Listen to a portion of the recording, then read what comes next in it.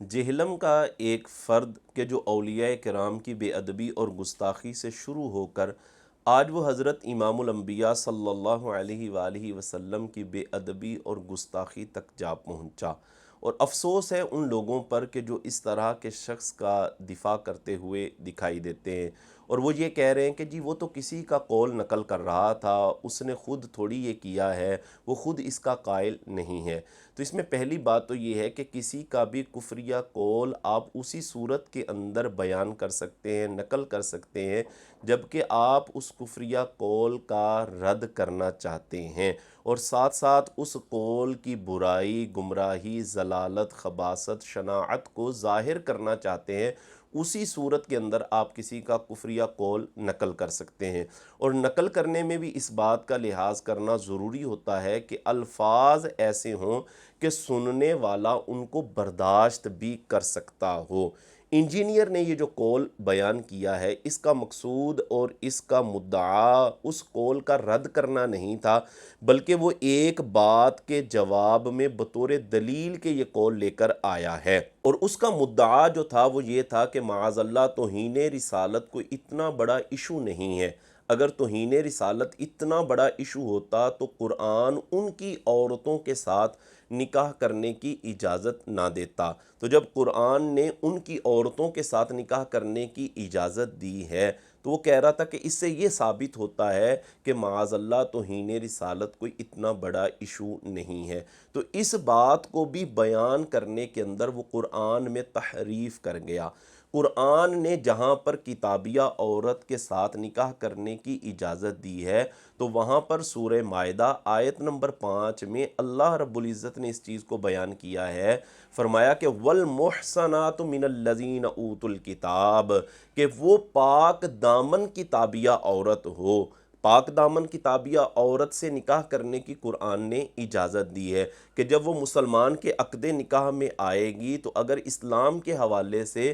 اس کے ذہن کے اندر کوئی غلط فہمی ہے، کوئی اعتراض ہے، تو وہ غلط فہمی دور ہو جائے گی اور یہ اسلام کو قبول کر لے گی۔ اور ایسی کتابیہ عورت کے جو نبی کریم صلی اللہ علیہ وآلہ وسلم کی شان میں ایسا لفظ یا توہین والا کوئی سا بھی لفظ کہنے والی یا بولنے والی ہے، قرآن نے اس عورت کے ساتھ نکاح کرنے کی اجازت ہرگز نہیں دی۔ محسنات کی قرآن نے قید لگائی ہے کہ وہ پاک دامن ہو۔ اور پھر یہ جو قول وہ کر رہا تھا اور جن کی طرف وہ منسوب کر رہا تھا، انہوں نے خود اس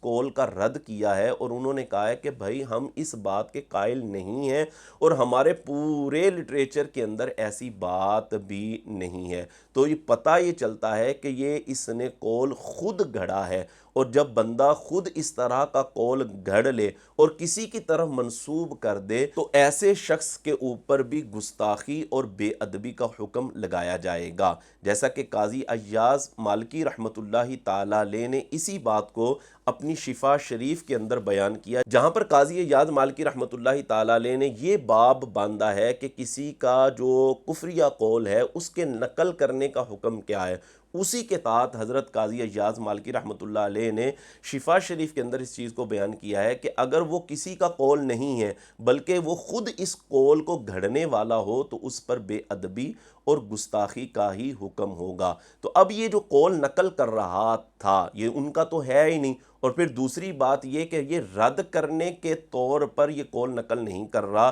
یہ رد کر ہی نہیں رہا تھا۔ اور جب اس طرح کی بات ہو تو اس بارے میں بھی قاضی ایاز مالکی رحمۃ اللہ تعالی علیہ نے شفا شریف کے اندر اسی باب کے اندر حضرت امام مالک رضی اللہ تعالی عنہ کا ایک قول نقل کیا ہے، اور اسی طرح الاعلام بقواطع الاسلام کے صفحہ نمبر 201 پر حضرت امام مالک رضی اللہ تعالی عنہ کے پاس ایک شخص آیا اور آ کر کہنے لگا جی جو شخص قرآن کو مخلوق کہے اس کا کیا حکم ہوگا؟ تو حضرت امام مالک رضی اللہ تعالی عنہ نے فرمایا کہ اس نے گستاخی کی ہے، اس نے بے ادبی کی ہے، لہٰذا اس کو قتل کر دو۔ وہ کہنے لگا حضرت یہ میرا قول نہیں، میں تو کسی کا قول نقل کر رہا ہوں۔ تو حضرت امام مالک نے فرمایا ہم نے تو کسی اور سے نہیں سنا، ہم نے تو تم سے سنا ہے۔ اب دیکھیں اس سے یہی پتہ چل رہا ہے کہ نقل کفر اسی صورت میں ہو سکتا ہے کہ جب آپ اس کفریہ قول کا رد کرنا چاہ رہے ہیں، اور اگر رد نہیں کرنا چاہ رہے ویسے ہی بیان کریں گے تو آپ پر بھی بے ادبی اور گستاخی کا حکم لگایا جائے گا۔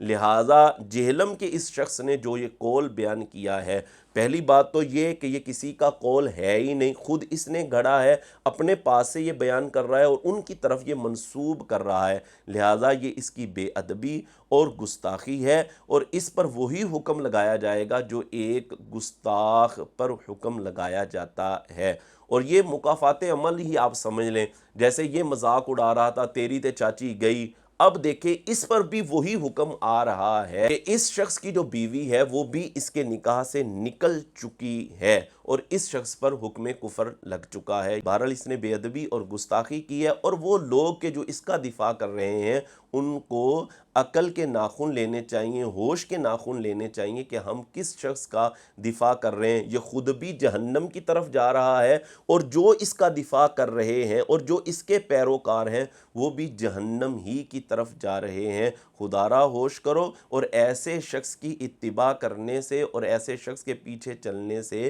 باز آ جاؤ۔